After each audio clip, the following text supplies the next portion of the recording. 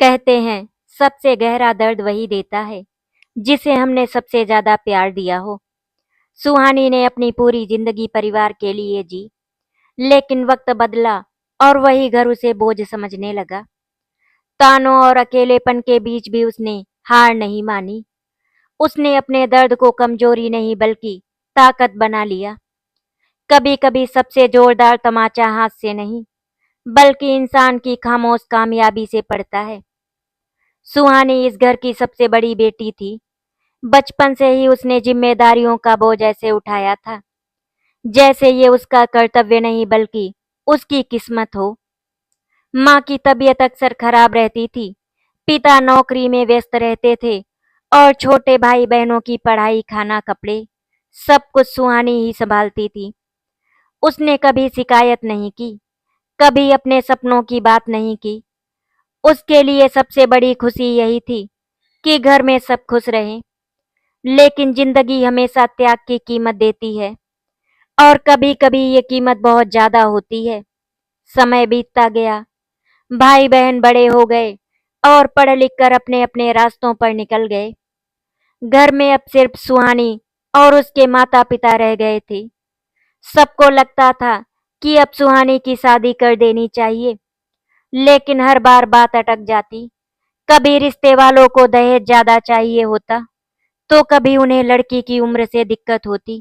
धीरे धीरे रिश्ते आना भी बंद हो गए और इसी के साथ शुरू हुई वो खामोशियां जो धीरे धीरे सुहानी की जिंदगी का हिस्सा बन गई। रिश्तेदारों की बातें तीर की तरह चुभती थी और फिर वही बातें इतनी बड़ी हो गई। अभी तक घर पर बैठी है, पता नहीं किस जन्म का पाप है। ये शब्द सिर्फ आवाजें नहीं थे, ये हर बार सुहानी के दिल पर एक नया घाव छोड़ जाते थे। वो मुस्कुरा देती लेकिन अंदर ही अंदर टूटती जाती। एक दिन जब उसका छोटा भाई रोहन अपनी शादी के बाद पहली बार पत्नी के साथ घर आया, तो घर में चहल पहल तो हुई, लेकिन सुहानी के मन में एक अजीब सी खालीपन की लहर उठी। वो खुश थी अपने भाई के लिए, लेकिन कहीं न कहीं उसे एहसास हो रहा था कि अब उसकी जगह धीरे धीरे कम होती जा रही है। रोहन की पत्नी निशा शुरू शुरू में बहुत मीठी बातें करती थी। वो सुहानी को दीदी कहकर बुलाती, उनके हाथ के खाने की बहुत तारीफ करती।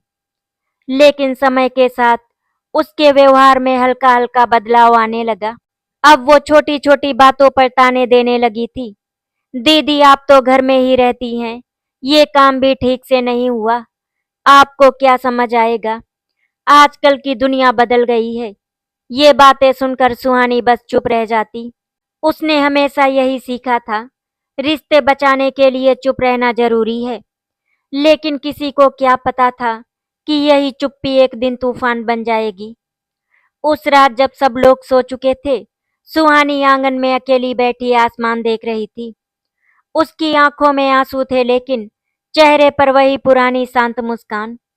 उसने खुद से धीमे से कहा, शायद मेरी जिंदगी का मकसद सिर्फ दूसरों के लिए जीना ही है। लेकिन उसे नहीं पता था, बहुत जल्द उसकी जिंदगी में ऐसा मोड़ आने वाला था जहां उसका दर्द ही उसका सबसे बड़ा जवाब बनेगा। एक ऐसा तमाचा जो किसी चेहरे पर नहीं बल्कि सोच पर पड़ेगा। समय धीरे धीरे आगे बढ़ रहा था, लेकिन सुहानी की जिंदगी जैसे वहीं पर ठहरी हुई थी।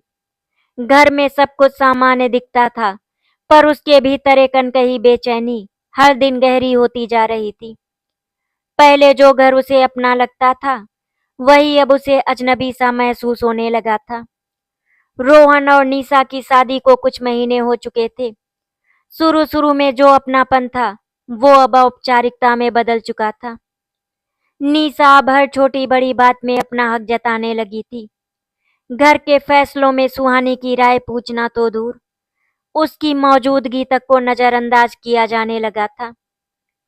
एक दिन सुबह का वक्त था, सुहानी रसोई में चाय बना रही थी।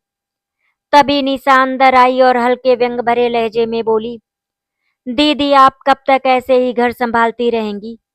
अब तो आपको भी अपनी जिंदगी के बारे में सोचना चाहिए, या फिर बस यही ठीक है? उसकी आवाज में जो तंज था, वो सुहानी के दिल में गूंजता रह गया। वो समझ नहीं पा रही थी कि ये चिंता थी या तिरस्कार। उसने बस हल्की मुस्कान के साथ कहा, सब ठीक है निशा, तुम चिंता मत करो। लेकिन अंदर ही अंदर उसका दिल भारी हो गया था। धीरे धीरे बातें और भी चुभने लगी थी। जब भी घर में कोई मेहमान आता, निशा हंसते हंसते कह देती, हमारी दीदी ने तो शादी ना करने की कसम खा रखी है। सब हंस देते, लेकिन सुहानी की मुस्कान हर बार थोड़ी और कमजोर हो जाती। सबसे ज्यादा दर्द उसे तब हुआ जब एक दिन उसने अनजाने में रोहन और निशा की बात सुन ली। निशा कह रही थी, देखो रोहन, हमें भी अपनी जिंदगी जीनी है। दीदी हमेशा हमारे साथ रहेंगी तो हमारी प्राइवेसी कहाँ रहेगी। तुम्हें उनसे प्यार है ठीक है, लेकिन हर चीज की एक सीमा होती है। रोहन ने धीमी आवाज में कहा, मैं समझता हूँ निशा, थोड़ा सा समय दो, मैं उनसे बात करूंगा। ये शब्द सुनकर जैसे सुहानी के पैरों तले जमीन खिसक गई। जिस भाई को उसने माँ बनकर पाला था, आज वही उसे अपने जीवन की रुकावट समझने लगा था। उस रात वो अपने कमरे में बहुत देर तक रोती रही, लेकिन सुबह जब दरवाजा खुला तो वही पुरानी मुस्कान उसके चेहरे पर थी। उसने तय कर लिया था कि वो किसी को अपने दर्द का एहसास नहीं होने देगी। कुछ दिनों बाद रोहन सच में उससे बात करने आया। उसकी आंखों में झिझक और आवाज में संकोच था। दीदी, मैं सोच रहा था, अगर आप चाहे तो कोई कोर्स कर ले और कहीं जॉब भी कर लें तो आपको भी अच्छा लगेगा। सुहानी समझ गई थी कि ये सुझाव नहीं, एक इशारा है। वो हल्के से मुस्कुराई और बोली, हाँ रोहन, शायद अब समय आ गया है कि मैं अपने लिए भी कुछ सोचूं। उसके इस जवाब में शिकायत नहीं थी, बस एक थकी हुई स्वीकृति थी। उसी दिन उसने अपने पुराने सपनों की अलमारी खोली। वो अलमारी जिसमें उसने अपने सारे अरमान बंद कर दिए थे। उसे याद आया, उसे पढ़ाना कितना पसंद था, बच्चों के साथ समय बिताना कितना अच्छा लगता था। उसने तय किया वो अपनी पहचान बनाएगी, किसी के लिए नहीं, खुद के लिए।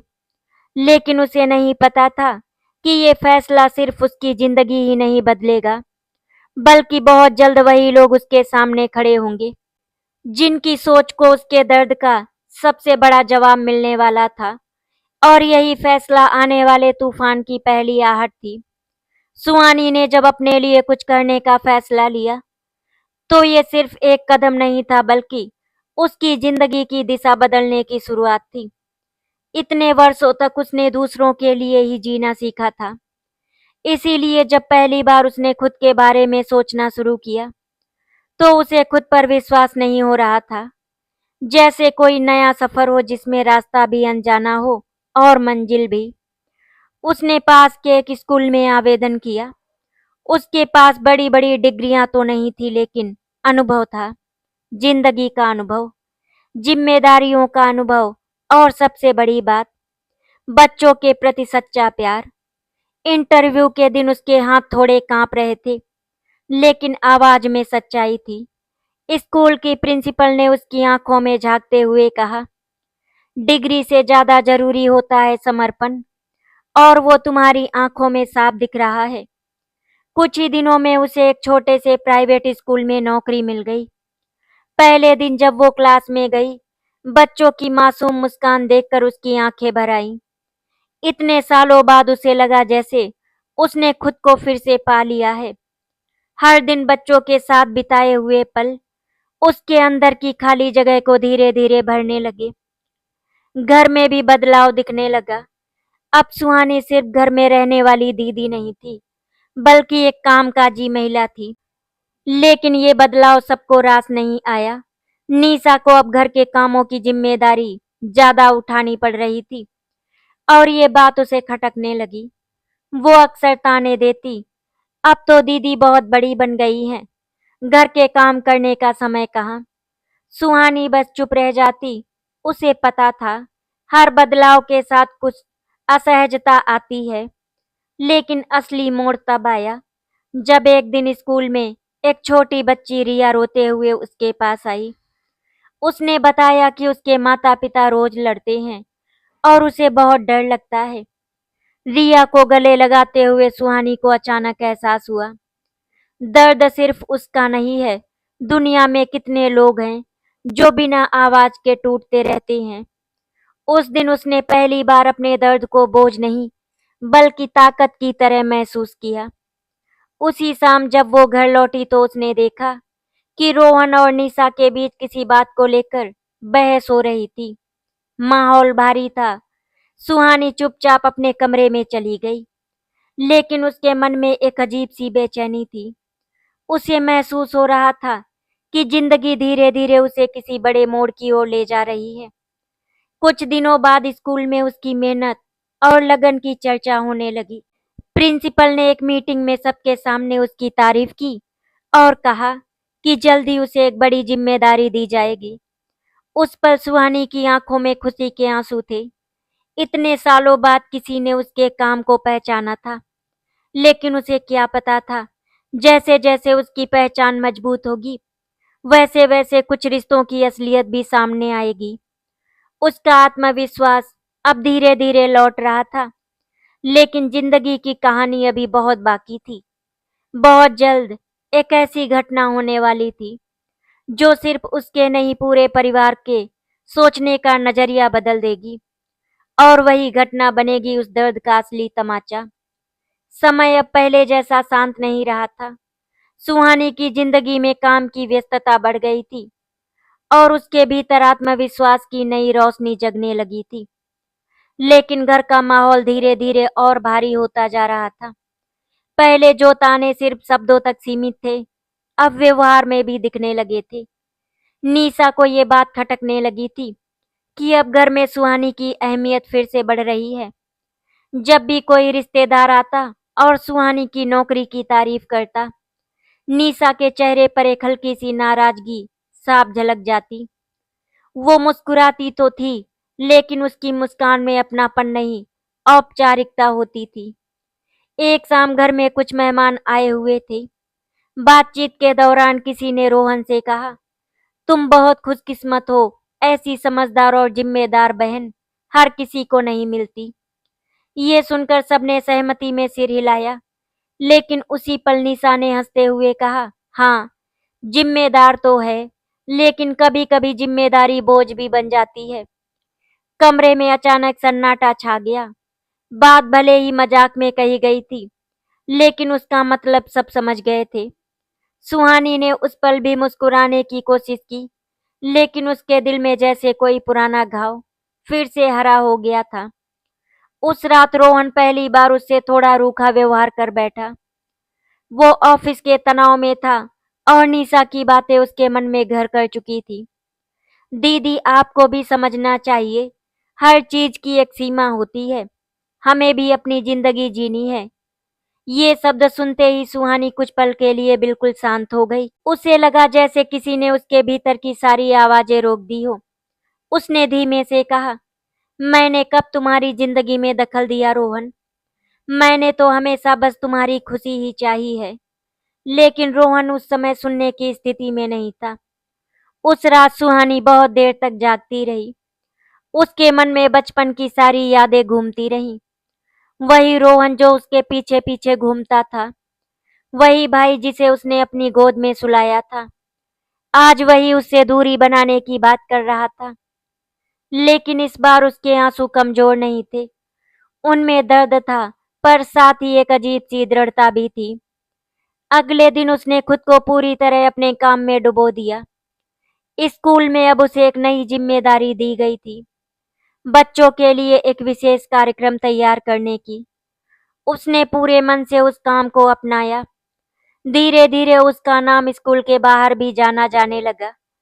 माता पिता उसकी तारीफ करते, बच्चे उसे अपना सबसे पसंदीदा टीचर कहते। और यही वो समय था जब जिंदगी ने अचानक एक ऐसा मोड़ लिया जिसने सब कुछ बदल दिया। एक दिन स्कूल से लौटते वक्त सुहानी को फोन आया, रोहन का एक्सीडेंट हो गया था। ये सुनते ही उसके पैरों तले से जमीन खिसक गई। बिना एक पल गवाए वो अस्पताल की ओर दौड़ पड़ी। उस पल उसके मन में कोई शिकायत नहीं थी, कोई गिला नहीं था, बस एक ही भावना थी, अपने भाई को खो देने का डर। और यही वो पल था जहां रिश्तों की असली परीक्षा शुरू होने वाली थी, क्योंकि अब जो होने वाला था वो सिर्फ एक हादसा नहीं, बल्कि सबकी सोच को बदल देने वाला सच बनने वाला था। अस्पताल के बाहर की सफेद दीवारें उस दिन सुहानी को बेहद डरावनी लग रही थी। दिल इतनी तेजी से धड़क रहा था जैसे हर धड़कन के साथ कोई अनहोनी का डर जुड़ा हो। वो दौड़ते हुए इमरजेंसी वार्ड के बाहर पहुंची, जहां निशा रोते हुए कुर्सी पर बैठी थी और कुछ रिश्तेदार उसे संभालने की कोशिश कर रहे थे। सुहानी की नजर सबसे पहले रोहन पर पड़ी, जो ऑपरेशन थिएटर के अंदर था। उसके सिर और हाथ पर गंभीर चोट आई थी और डॉक्टर ने कहा था कि अगले कुछ घंटे बहुत महत्वपूर्ण हैं। उस पल सुहानी के भीतर जो तूफान उठा, उसे शब्दों में बयां करना मुश्किल था। जिस भाई की आवाज से उसका दिन शुरू होता था, वही आज मशीनों के सहारे जिंदगी से लड़ रहा था। वो चुपचाप दीवार के सहारे खड़ी हो गई, लेकिन उसकी आंखें बंद थी और होठों पर बस एक ही प्रार्थना थी, भगवान मेरे हिस्से की सारी खुशियां ले लो, बस मेरे भाई को ठीक कर दो। घंटों जैसे सदियों की तरह बीत रहे थे। आखिरकार डॉक्टर बाहर आए और उन्होंने बताया कि ऑपरेशन सफल रहा, लेकिन रोहन को काफी समय तक देखभाल की जरूरत होगी। ये सुनते ही सुहानी की आंखों से राहत के आंसू बह निकले। अगले कई दिन अस्पताल और घर के बीच भाग दौड़ में बीते। निशा मानसिक रूप से टूट चुकी थी और ऐसे समय में घर की सारी जिम्मेदारी फिर से सुहानी के कंधों पर आ गई। वो सुबह स्कूल जाती, फिर सीधे अस्पताल पहुंचती, रोहन के पास बैठकर उसका हाथ थामे रहती, डॉक्टरों से बात करती, दवाइयां संभालती और रात को घर लौटकर सबके लिए खाना बनाती। उसने एक बार भी ये नहीं सोचा कि कभी इसी घर में उसे बोझ कहा गया था। धीरे धीरे रोहन की हालत सुधरने लगी। वो अब होश में आ चुका था, लेकिन बोलने में उसे तकलीफ होती थी। एक दिन जब उसने अपनी आंखें पूरी तरह खोली, तो सबसे पहले उसने सुहानी को अपने सामने पाया। उसकी आंखों में पछतावे के आंसू थे। उसने धीमी आवाज में कहा, दीदी मैं गलत था। ये सुनकर सुहानी के दिल का सारा दर्द जैसे पिघल गया। उसने तुरंत उसका हाथ पकड़ लिया और मुस्कुराते हुए बोली, कुछ भी मत सोचो, बस जल्दी से ठीक हो जाओ। लेकिन इस हादसे ने सिर्फ रोहन को ही नहीं, बल्कि पूरे परिवार को बदलना शुरू कर दिया था। निशा जो पहले हर बात पर ताने देती थी, अब चुपचाप सुहानी को काम करते हुए देखती रहती। उसे एहसास होने लगा था कि जिस औरत को वो अपनी जिंदगी की रुकावट समझती थी, वही इस मुश्किल वक्त में उसकी सबसे बड़ी ताकत बन गई थी। एक रात जब अस्पताल के कमरे में सिर्फ हल्की रोशनी थी और सब लोग सो चुके थे, निशा धीरे से सुहानी के पास आई। उसकी आवाज कांप रही थी, दीदी मुझे माफ कर दीजिए, मैंने आपको कभी समझा ही नहीं। सुहानी ने उसकी ओर देखा। उसकी आंखों में कोई शिकायत नहीं थी, सिर्फ स्नेह था। उसने बस इतना कहा, रिश्तों में माफी नहीं होती निशा, बस समझ आ जानी चाहिए। उस पल जैसे निशा के दिल पर एक गहरा असर हुआ। ये वही क्षण था जहां सुहानी का दर्द किसी पर चिल्लाकर नहीं, बल्कि अपने त्याग और प्रेम से एक तमाचा बन चुका था। ऐसा तमाचा जिसने उसकी सोच बदल दी। लेकिन कहानी अभी खत्म नहीं हुई थी, क्योंकि जिंदगी अब सुहानी के लिए एक नया रास्ता खोलने वाली थी, जहां उसे सिर्फ दूसरों के लिए नहीं, बल्कि अपने लिए भी जीने का मौका मिलने वाला था। रोहन के हादसे को अब कई महीने बीत चुके थे। धीरे धीरे जिंदगी फिर से सामान्य होने लगी थी, लेकिन इस बार सब कुछ पहले जैसा नहीं था। घर का माहौल बदल चुका था और इस बदलाव के केंद्र में थी सुहानी। अब घर में उसकी मौजूदगी को नजरअंदाज नहीं किया जाता था, बल्कि हर फैसले में उसकी राय ली जाती थी। निशा का व्यवहार भी पूरी तरह बदल गया था। पहले जो शब्दों में तिरस्कार था, अब उनमें अपनापन और सम्मान झलकने लगा था। लेकिन सबसे बड़ा बदलाव सुहानी के भीतर आया था। वो अब पहले जैसी चुप और खुद को पीछे रखने वाली लड़की नहीं रही थी। उसने महसूस किया कि जिंदगी सिर्फ जिम्मेदारियों का नाम नहीं है, बल्कि अपने सपनों को जीने का भी हक हर किसी को होता है। स्कूल में उसकी मेहनत और समर्पण ने उसे एक खास पहचान दिला दी थी। जिस कार्यक्रम की जिम्मेदारी उसे दी गई थी, वो बेहद सफल रहा। शहर के कई बड़े स्कूलों के शिक्षक और अभिभावक उस कार्यक्रम की तारीफ कर रहे थे। कुछ ही समय बाद प्रिंसिपल ने उसे अपने कैबिन में बुलाया और मुस्कुराते हुए कहा, सुहानी, हम चाहते हैं कि अगले सत्र में तुम एकेडमिक कोऑर्डिनेटर की जिम्मेदारी संभालो। ये सुनकर कुछ पल के लिए उसे यकीन ही नहीं हुआ। इतने सालों की अनदेखी और संघर्ष के बाद ये सम्मान उसके लिए सिर्फ एक पद नहीं था, बल्कि उसकी पहचान का प्रमाण था। उस दिन घर लौटते समय उसके चेहरे पर एक अलग ही चमक थी। उसने ये खुशखबरी सबसे पहले रोहन को सुनाई। रोहन की आंखों में गर्व साफ दिख रहा था। उस पल सुहानी को लगा शायद जिंदगी ने उसे उसके सारे दर्द का जवाब दे दिया है। लेकिन इसी बीच एक और अप्रत्याशित मोड़ आया। स्कूल में नए सत्र के दौरान एक वर्कशॉप आयोजित की गई, जिसमें शहर के कई शिक्षाविद आए हुए थे। वहीं उसकी मुलाकात आलोक से हुई, एक शांत स्वभाव का, संवेदनशील और समझदार व्यक्ति, जो बच्चों की काउंसलिंग के लिए आया था। आलोक से बातचीत करते हुए सुहानी को पहली बार ऐसा लगा कि कोई उसे बिना किसी पूर्वाग्रह के समझ रहा है। उसने ना तो उसके अतीत के बारे में पूछा, ना ही उसकी उम्र या शादी की बात की, बस उसकी सोच और काम की तारीफ की। धीरे धीरे दोनों के बीच एक सहज दोस्ती बनने लगी। सुहानी को खुद पर हैरानी होती थी। वो जो हमेशा दूसरों के लिए जीती रही, अब अपने दिल की आवाज भी सुनने लगी थी। घर में जब रोहन और निशा को इस दोस्ती के बारे में पता चला, तो उन्होंने पहली बार उसे प्रोत्साहित किया। निशा ने मुस्कुराकर कहा, दीदी, अब आपकी खुशी सबसे जरूरी है। ये वही शब्द थे जिनका इंतजार शायद सुहानी ने वर्षों से किया था। अब जिंदगी एक नए मोड़ पर खड़ी थी, जहां अतीत का दर्द पीछे छूट रहा था और भविष्य की उम्मीदें सामने मुस्कुरा रही थी। लेकिन अभी कहानी का सबसे खूबसूरत और भावुक हिस्सा बाकी था, क्योंकि बहुत जल्द सुहानी को जिंदगी का वो पल मिलने वाला था, जहां उसे महसूस होगा कि उसका दर्द बेकार नहीं गया। उसने उसे सिर्फ मजबूत ही नहीं बनाया, बल्कि उसे उसकी असली पहचान भी दी। जिंदगी अब सच में बदल चुकी थी। सुहानी के चेहरे पर जो सुकून दिखता था, अब वो किसी बाहरी खुशी का नहीं, बल्कि भीतर से मिले आत्मसम्मान का परिणाम था। उसने अब ये सीख लिया था कि इंसान का सबसे बड़ा सहारा उसका खुद पर विश्वास होता है।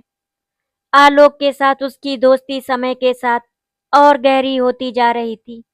ये रिश्ता किसी जल्दबाजी या आकर्षण पर नहीं, बल्कि समझ और सम्मान पर टिका हुआ था। आलोक को सुहानी की सादगी और उसकी ताकत बेहद पसंद थी, और सुहानी को ये बात सुकून देती थी कि कोई उसे उसके अतीत से नहीं, बल्कि उसके वर्तमान से पहचानता है।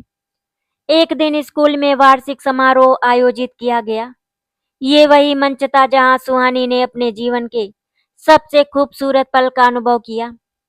कार्यक्रम के अंत में प्रिंसिपल ने मंच से घोषणा की, इस साल हमारे स्कूल की सबसे समर्पित और प्रेरणादायक शिक्षक का सम्मान जाता है सुहानी जी को। पूरा हॉल तालियों से गूंज उठा। उस पल सुहानी मंच पर खड़ी थी, लेकिन उसकी आंखों के सामने उसकी पूरी जिंदगी जैसे एक फिल्म की तरह चल रही थी। बचपन की जिम्मेदारियां, रिश्तों के ताने, अकेलापन, संघर्ष और फिर आज का ये सम्मान। उसकी आंखों से आंसू बह निकले, लेकिन इस बार ये आंसू दुख के नहीं, गर्व और संतोष के थे। कार्यक्रम में रोहन, निशा और उसके माता पिता भी मौजूद थे। जब उन्होंने सुहानी को मंच पर देखा, तो उनकी आंखों में गर्व के साथ साथ एक हल्की सी शर्म भी थी, क्योंकि उन्हें एहसास हो चुका था कि उन्होंने कभी उसकी कीमत सही से नहीं समझी थी। कार्यक्रम खत्म होने के बाद जब सुहानी मंच से नीचे उतरी, तो रोहन सीधे उसके पास आया और सबके सामने उसका हाथ पकड़कर बोला, आज मुझे गर्व है कि मैं तुम्हारा भाई हूँ और मुझे अफसोस है कि मैं ये बात समझने में इतनी देर कर बैठा। ये सुनकर वहां खड़े सभी लोगों की आंखें नम हो गईं। निशा भी उसके गले लग गई। उसकी आवाज भर आई थी, दीदी, आपने सच में हमें रिश्तों की कीमत समझा दी। उस पल सुहानी को लगा जैसे उसके दिल पर सालों से रखा हुआ बोझ अचानक हल्का हो गया हो। लेकिन उस शाम एक और खास पल उसका इंतजार कर रहा था। कार्यक्रम के बाद आलोक उससे मिलने आया। उसकी आंखों में एक गंभीरता थी, लेकिन साथ ही एक स्नेह भी। उसने धीमे से कहा, सुहानी, मैंने जिंदगी में बहुत लोगों को देखा है, लेकिन तुम्हारी तरह मजबूत और सच्चा दिल बहुत कम लोगों में होता है। अगर तुम चाहो तो क्या हम इस दोस्ती को एक नया नाम दे सकते हैं? ये सुनकर सुहानी कुछ पल के लिए चुप रह गई। उसके मन में अतीत की सारी यादें एक बार फिर से तैर गईं, लेकिन इस बार वे उसे डराने के बजाय मजबूत बना रही थी। उसने मुस्कुराकर कहा, रिश्ते नाम से नहीं विश्वास से बनते हैं और मुझे तुम पर विश्वास है। ये जवाब ही उसकी स्वीकृति थी। उस पल उसे एहसास हुआ, जिस जिंदगी को उसने हमेशा दूसरों के लिए जिया, अब वही जिंदगी उसे अपने लिए मुस्कुराने का मौका दे रही है। और यही वो क्षण था जहां उसका दर्द पूरी तरह से सम्मान में बदल चुका था। एक ऐसा जवाब जो बिना कुछ कहे ही सबको समझा गया। समय की सबसे खूबसूरत बात ये होती है कि वो हर घाव को भरने का मौका देता है। बस इंसान को धैर्य रखना होता है। सुहाने की जिंदगी अब उसी धैर्य का फल बन चुकी थी। जो घर कभी उसे अपनी ही जगह पर पराया महसूस कराता था, वही घर अब उसके सम्मान और खुशियों का साक्षी बन गया था। आलोक और सुहानी का रिश्ता धीरे धीरे एक गहरी समझ और भरोसे में बदल चुका था। दोनों ने जल्दबाजी नहीं की, बल्कि एक दूसरे को समय दिया, एक दूसरे के अतीत और भावनाओं को पूरी संवेदनशीलता के साथ समझा।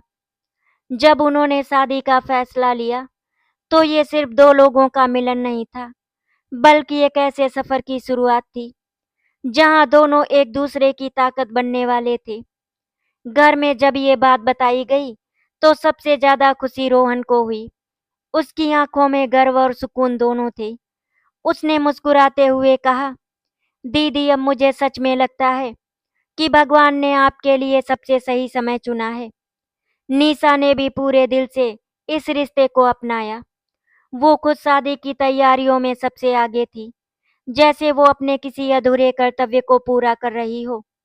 शादी का दिन आ गया। घर में वही रौनक थी जो सालों पहले कहीं खो गई थी। रिश्तेदार, हंसी, संगीत, हर तरफ खुशियों का माहौल था।